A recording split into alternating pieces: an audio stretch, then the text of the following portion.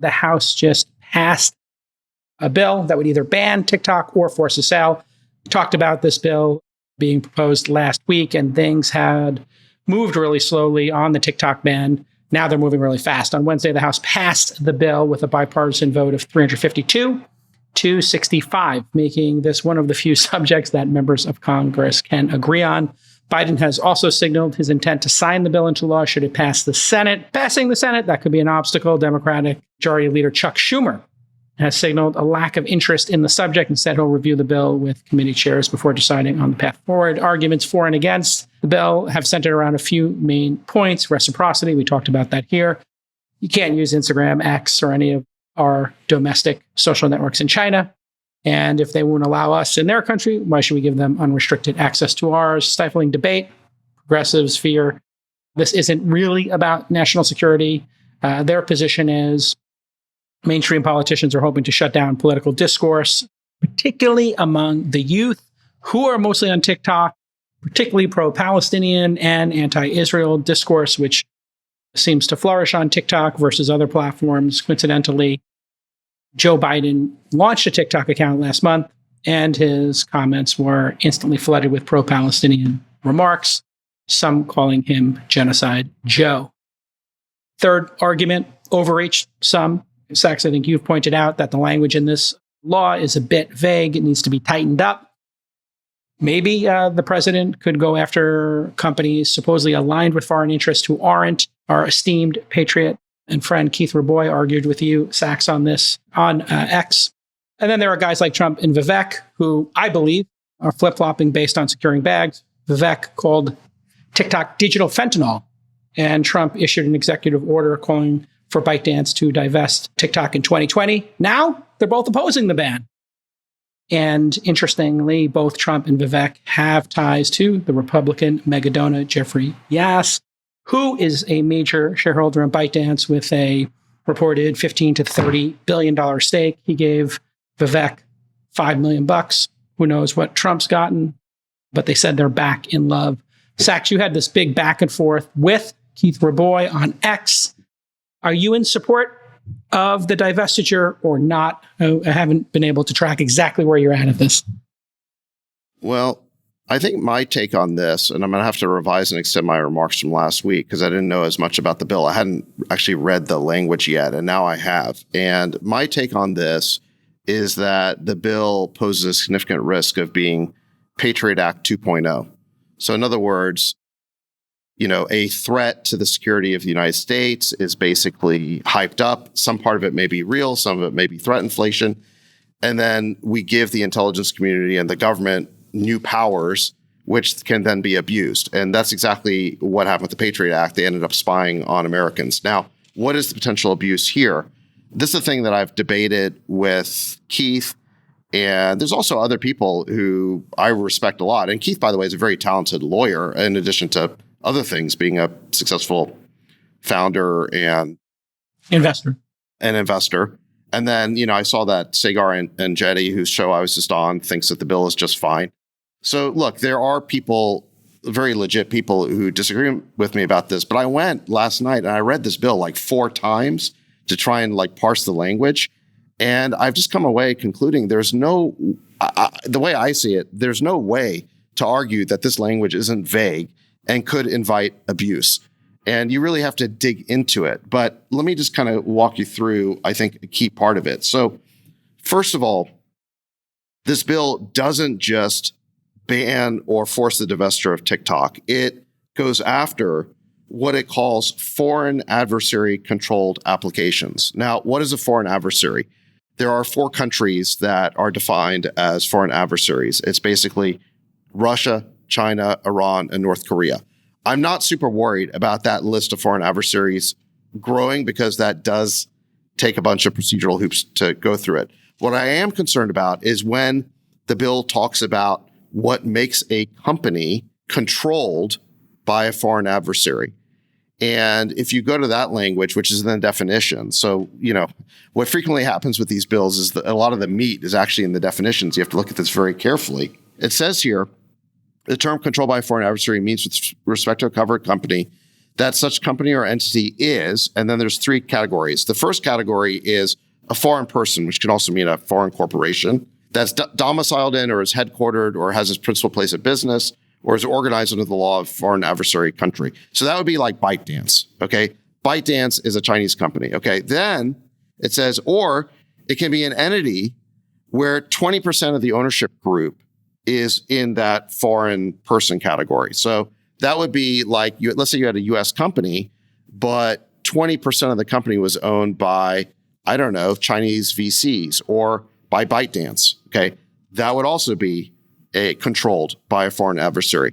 Then you get to the provision that I think is the most problematic, which is it's a person subject to the direction or control of a foreign person or entity. The novel language here is where it says subject to the direction of, okay? It's not just saying under the control of, it's saying subject to the direction of. In my view, that's very vague. And a creative prosecutor, a creative attorney general could try to say, well, wait a second, if Elon has a major Tesla factory in Shanghai, is he subject to the direction of the Chinese Communist Party because they could influence him, they could leverage him? If Donald Trump is accused on virtually a daily basis of being a Russian asset, is he subject to the direction of Vladimir Putin? David Frum just tweeted very recently that he said that not only Trump, but the entire Republican Party that works for Trump is under the direction of that's like Russians. A partisan hack, though. Like, that's not like actual factual in a court, right? So this would have to be proven factual in a court. Okay. Do you think, or no? Well, the AG could open an investigation based on the theory that, for example, Trump owns Truth Social and Trump is under the direction of a foreign adversary, i.e. Putin, because the mainstream media continues to normalize this idea and spread this idea on virtually a daily basis. So the point is that, look, first the AG would open an investigation. You think about the sledgehammer type of remedy here that an Elon or a Trump or you take Rumble, for example, which is also accused of being a Russian agent, they could be forced to divest the company or to have it be banned. So it gives huge, I think, new powers to the executive branch to pursue political opponents and political enemies. Whether they actually win in a court of law down the road is kind of secondary because they can vex and harass their political enemies using this power. So my point is that at a minimum, I think this language needs to get cleaned up. I think it is way too vague. And you still have the issue of whether it's a good idea or not to force the banning or divestiture of TikTok. But this bill goes way beyond it. Again, it creates this novel category of foreign adversary controlled applications, which also, like I said, includes websites. And that means not just foreign companies, but domestic companies as well that are said to be under the direction of a foreign actor. So again, I don't know how anyone can look at this language and not say it's too vague. Yeah, it's easy enough to tighten it up. And if it was tightened up, you'd be in favor of the TikTok ban, I take it, Sachs? Or divestiture, I should say. I keep saying ban. You would still want the Chinese government to not have control of this or ByteDance. Yeah. I still have very mixed feelings about the idea of just the TikTok ban because, look, you're talking about an app that 100 million Americans use for something like 90 minutes a day. So people obviously get a lot of value out of this. I've yet to see the hard proof that this app is under the control of the CCP. I mean, I know that allegation is made. I can understand why people make it. They spied on journalists already. Yeah. But it's very unclear to me that they have the goods on that. And I do think that depriving Americans of the right to use this app that they clearly enjoy and love based on a threat that has yet to be proven, that makes me, I'm deeply ambivalent about that. Chamath, if we were to look at, say, media channels, newspapers, there's been rules about foreign ownership of those. Do you believe TikTok kind of falls into that? As Zach said, Americans are enjoying this in a massive way, 100 million plus, 90 minutes a day. The statistics are crazy. That actually, I think, argues for, not having a foreign adversary own this or have access to it. We wouldn't allow them to own CNN, Fox, New York Times, Washington Post, et cetera. We have rules against that already. So are you in favor of this TikTok divestiture? Yes or no? Yeah. Okay. You have it. Freeberg, would love to have you. Hold on. I like to hear him expand on that. I'll tell you, before I tell you why, I'll tell you a quick story. 2 or 3 months ago, after Joker was sick, we started to make his own dog food, right? So to have like a super bland diet, and we had this service that was sending us food, and we got rid of it, and we would just make it ourselves. And part of the meal was like some raw apples and carrots that I would cut up. And I would always complain to Nat. I'm like, I hate peeling these apples or whatever, slicing them and taking the core out. Just said that. For the next month and a half, all I got was apple coring utensils on TikTok. And she was like, oh, we should get rid of XYZ food service. And she would just get plastered with these ads. And it was just a reminder to me that these apps are constantly listening. Now, that's a benign example, but my phone is on my desk when I'm talking about some really important stuff. Again, important related to me, both personal and professional, where there's lots of money on the line. There's moments where, for certain parts of my business, like with crypto, we have like 19 layers of people that you have passwords upon passwords upon passwords to do stuff. The phone is always there. It was just a reminder to me. So I deleted TikTok. It's gone, which sucks because I would relax with that app at night. Like, I would have 15, 20 minutes where I would decompress. It's super fun. It's a great app. I have to be honest with you. I love it. But as a consumer, that was a decision I made. As a business person, what I'll say is, it is inconceivable to me that our voice signatures aren't being mapped, and there isn't a massive sort of file and repository that is understanding what we're all saying. And it's then further inconceivable to me that there isn't a service that's in identifying that this is probably David Sachs, and this is Chamath, and this is Freeberg. And we're not really all that important, but let's take a better example. This is Elon Musk. This is the president of the United States. Or the waiter that works for the president who has his phone in his pocket while he's sitting inside the residences of the White House. So I think it's happening. I think they're not the only one, though. I think there's American companies that are doing it too. And so I think that we need to start somewhere. Until we can have our apps in a market, they shouldn't have their apps here. And I think that should be the end of it. Completely reasonable, I think. I'm going to disagree. I think a couple points. I don't believe in the notion of like reciprocity for reciprocity's sake. China blocks access to US content. Does that mean the US government should block access to international content? I think the answer is no, because this country is different than China.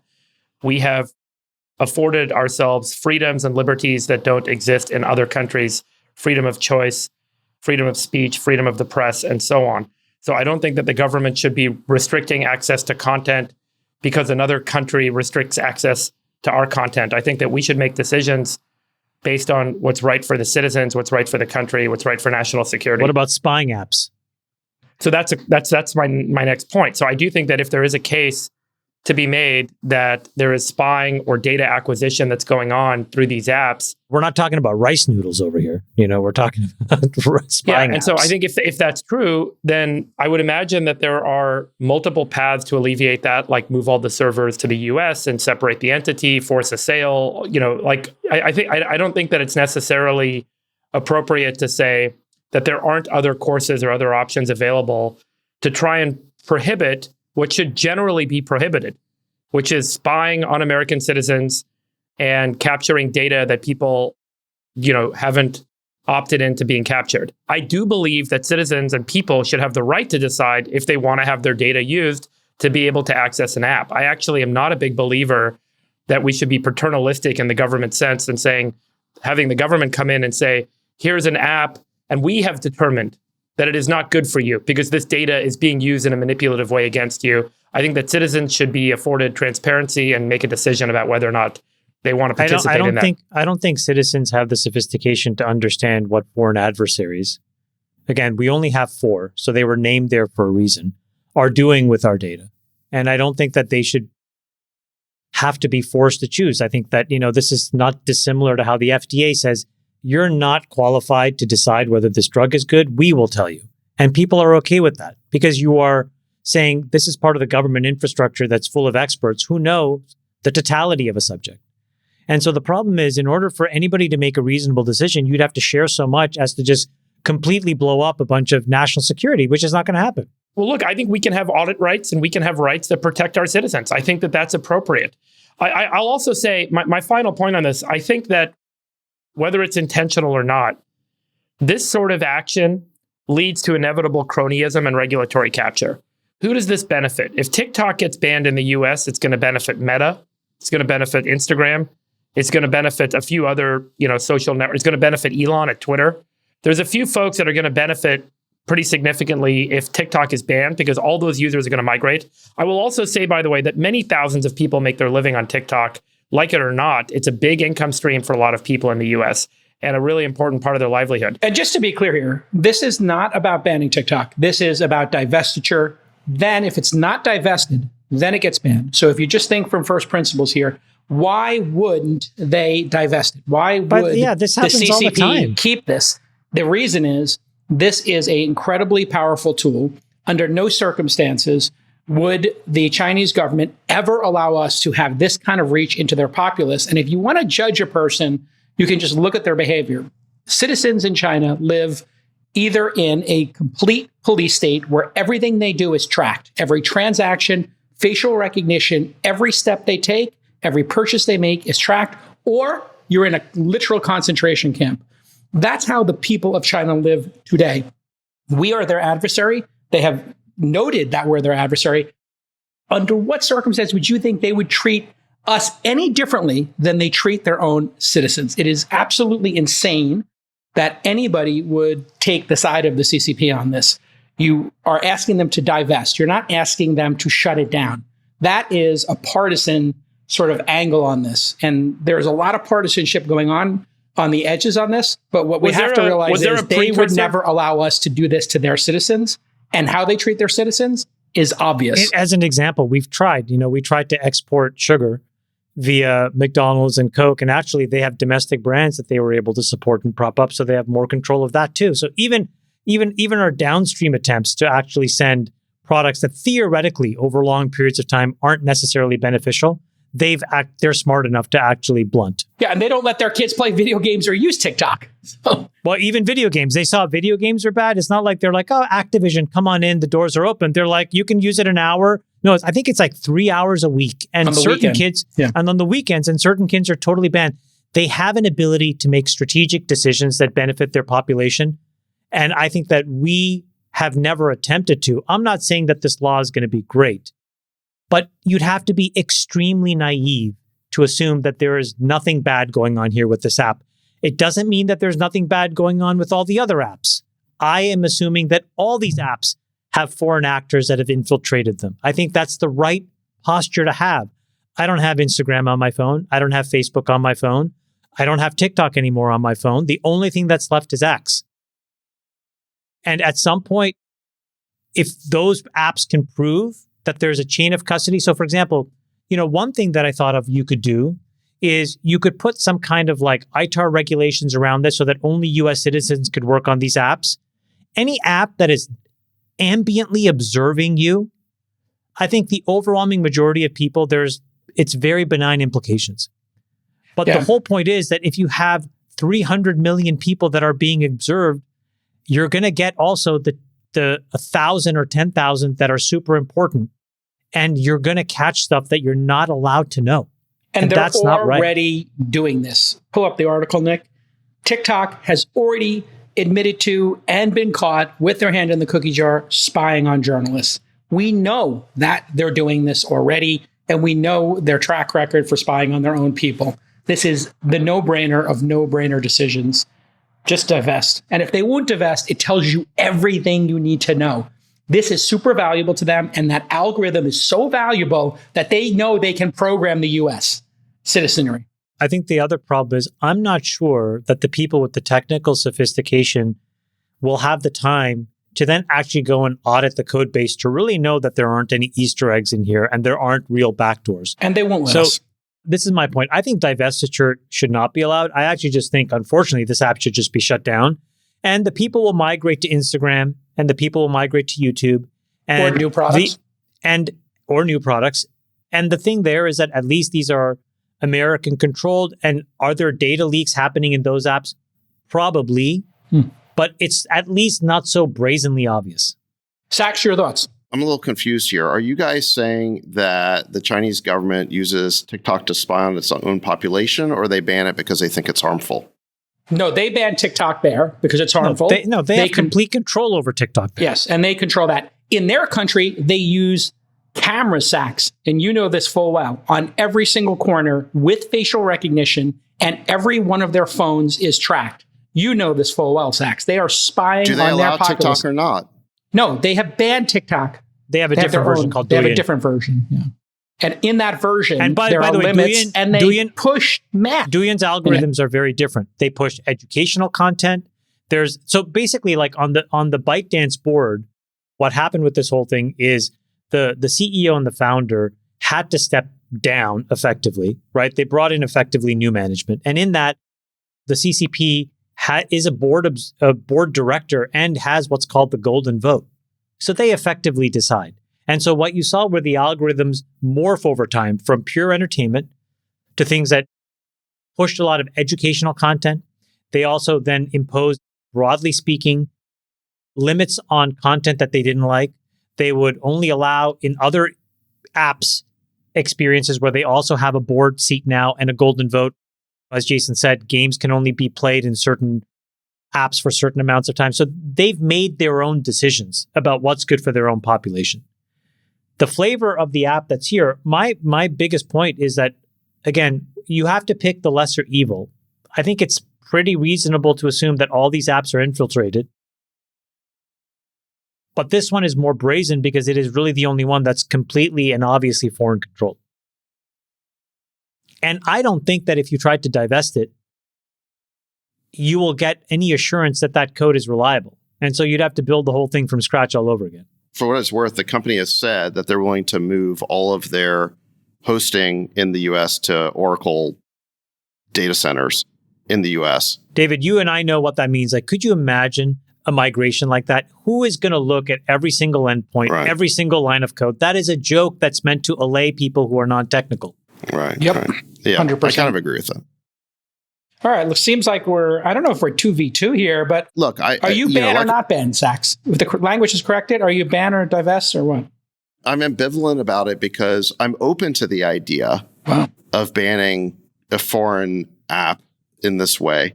But the reason why I'm a little bit ambivalent about it is because, I think that what they're doing has to be proven as opposed to just a bunch of hand waving over it. And when you start talking about what's happening to the Uyghurs at concentration camps and spying that has nothing to do with this particular app, and in fact, you've revealed this app doesn't even function in China, I think there's just a lot of hand waving going on, not a lot of hard proof. And I don't think that one little story in the New York Times I would consider hard proof. I agree with Sachs. Yeah. So that's number one, is I'm open to this idea, but I want to see hard proof. Number two is, I don't think you're going to get it. I think the NSA and the CIA will read in the Intelligence Committee, and there's a subcommittee that's probably been read in, but I can guarantee you the American public will not get read in on what. And Manchin said on CNBC today, by the way, that he has, based on his information, he believes strongly that they should divest, whether it's to his group or another group. But these guys have lied so many times about so many things. I mean, I just think that the public has a right to know. Look, if 100 million Americans are going to be deprived of using an app they love, why can't we get a little bit more information on exactly what that app has done wrong? They're saying it. They're saying it's in control. It's being controlled by a foreign adversary. They are saying it. The bill says it. What is debatable? They're telling you. All that means is that the app is owned by ByteDance, which is what's unique about this bill, which is incorporated in China. Here's what's unique about this bill. It got out of committee 50-0. It was overwhelmingly approved by both sides of the House. And it looks like in the Senate, there may be some refinements that happen, but it's going to get largely overwhelmingly approved there as well. It's Just like the Patriot Act. Hold on. It's a very unique moment in time where you see in today's political landscape such uniformity.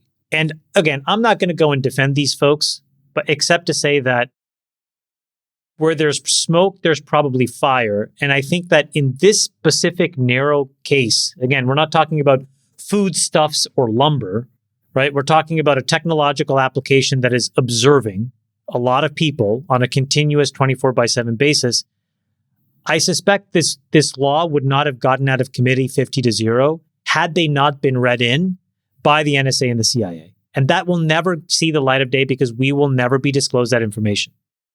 Okay, so it could have been 49-1, David. You know what I mean? Let me ask you another question. Hold on one second. I want to respond to that. If it's ideological, I could see it being 40-10. If it's ideological, I could be seeing it 35-15, 48-2. It was 50-0. So was the Patriot Act. Look, there's an old saying in Washington that the worst ideas are bipartisan. These guys were all being stampeded into this act. They brought it up and passed it with hardly any debate. I've already shown you how the language of the bill is overly broad. It's not just a TikTok ban. It says that any app or website, did you know that? Any app or website domestically that's subject to the direction of a foreigner from one of these countries. Four countries. North Korea, Russia, China, Iran. I said a foreigner from one of those countries. Yeah, no, I just want to make sure we're clear for the audience. All you got to do is make that argument. If you're an AG who wants to go after one of our domestic platforms, that's all you got to do to bring them under your thumb. What would be the proper route if a U.S. platform was in fact compromised by the Chinese, North Koreans, or Iran? What would be the proper path in your mind? Wouldn't that concern you? If an app is sharing U.S. data in a way that it shouldn't, then why wouldn't it just be prosecuted? Yeah, no, which is what this is saying, right? The AGs would go after this. No, it's not. It's not even. It's banning TikTok. Okay, subject to maybe divestiture happens, but there's a lot of people who think that the 6 months they're giving for this is just not going to work, and the Chinese government may not go for the idea of allowing TikTok to be bought by an American company because they may not like the precedent that creates. So again, I think you're answering your own question. I think you're making a very important and good point, which is there's so much body of business law here. And there's so many state AGs who would want to make their bones. And you see the state AGs trying to build their credibility, going after Facebook for sexual exploitation and all of this stuff. There, to your point, David, there is such a body of lawsuits and law and precedent that TikTok could have been prosecuted under. It's very odd and rare that there's been a complete detente where this thing came on from up above and everybody just got on board. And all I'm saying is, in these very rare and unique instances where somebody shelved their own personal political aspirations, there's probably more that we're not, that we don't know. My alarm bells go off when DC acts with this kind of unanimity, because the only time they ever do that, when they become a uniparty, is when the national security state wants some new power. I agree with you. That's what I'm saying. This is how we got into the Iraq it's good War, to be vigilant. basically almost unanimous. This is how we got into the Patriot Act. I'm not saying it's right. I'm not saying it's right. Every dumb idea that gives the federal government more power ends up being almost unanimous in Washington. But you're absolutely right, and I'm agreeing with you. They were read in at a national security level that got them to become a uniparty on this topic. We are never going to get, and I'm just, responding to Freeberg, we're never going to get read in. We, the people, because of this phony concern about, they always cite classification when they don't want the public to know something. Now, by the way, something this important shouldn't be secret. No, but by the way, give us the proof. Why can't they give us the proof? I don't think it needs to be proof. It's the potential damage here that they're saying is the problem, Sachs. They could wake up this algorithm at any point in time, and they could steer people's thinking. They have already steered it. Your party has talked incessantly about how TikTok has steered cultural issues in a certain direction, thus libs of TikTok, all this kind of stuff. There is ample evidence that these social networks and these videos do influence young people. So if young people are addicted to this, which they clearly are, and if young people are influenced by this, which they clearly are, those are just facts that are indisputable, the Chinese could wake this up at any time and steer political issues, left, right, center, cause chaos It is the potential harm here, Sachs, that is the concern.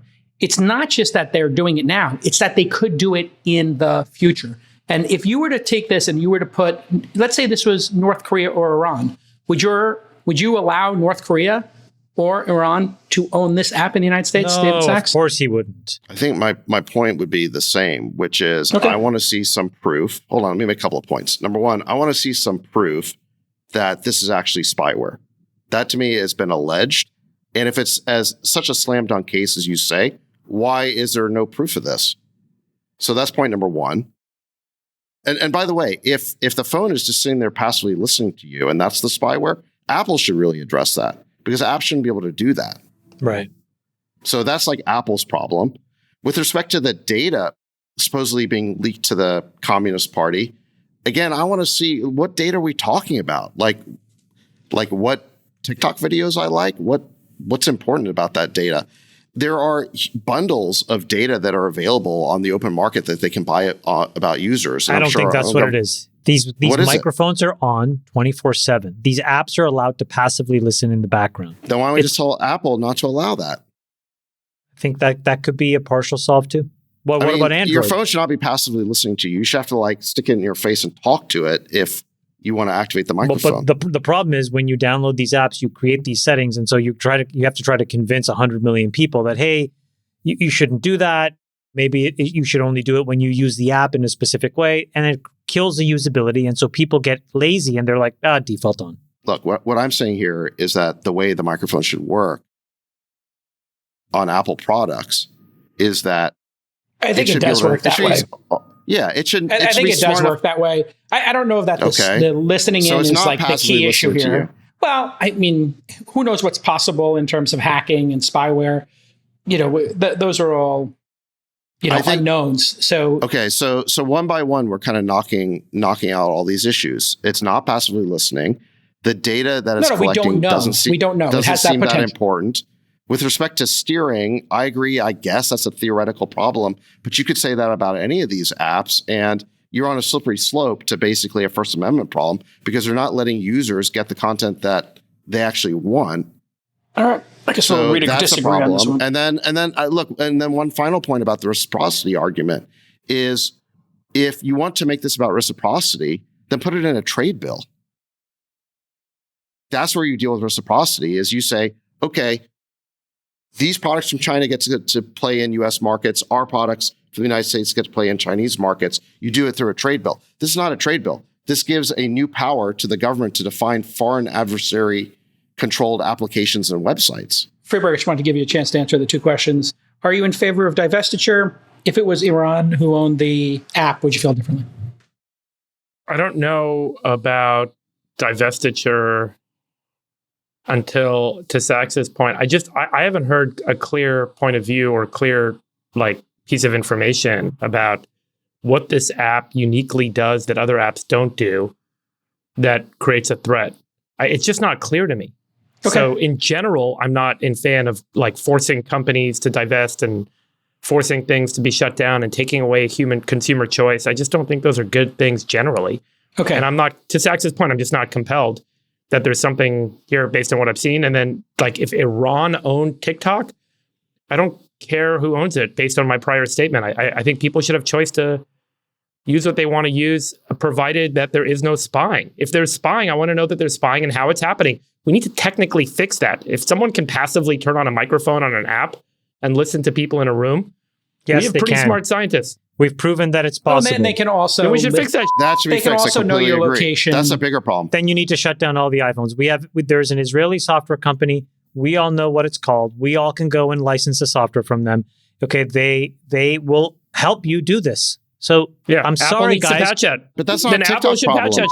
Apple needs to patch it. That's exactly right. That's an Apple it problem. doesn't solve the problem. I don't want a domestic app to be able to do that to me. Yeah, exactly. It is happening and it hasn't been fixed. And it's not that it hasn't been fixed. The point is, when you have a large technical surface area, you guys know this, there are bugs all the time. We deal with, for example, threat vectors all the time into Microsoft has dealt with these for 50 years, right? Every new update of Windows, every little thing has all of these little backdoors and little threads that weren't cleaned up properly. So this is an ongoing whack-a-mole problem. And the reality is that a very small technical team has and always been able to stay a few steps ahead of Apple and many of these apps. And all I'm saying is you should just not be so naive as to assume that this is something Apple can fix.